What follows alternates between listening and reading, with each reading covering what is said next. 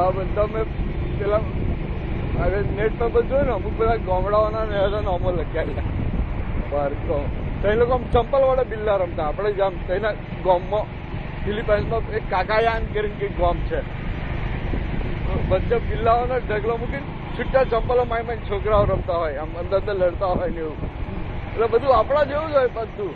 અહીંયા સર્ફ માર્કેટની અંદરનું પેલું કે છે સર્ફનું પેલું ખોખા આપણો જેવું સર્ફ લાગે.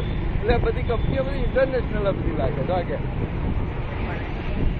સ્ટોરમાં વિક્સ વેચાય છે એવું કે પણ એના લોકો પ્રોપર જે છે એ લોકો વિક્સ નહીં ખરીદતા એવું શરીર પર ચોપડવાનું એવું એમને નહીં ખાવતું એ લોકો દવા જ લઈ લેતા હોય.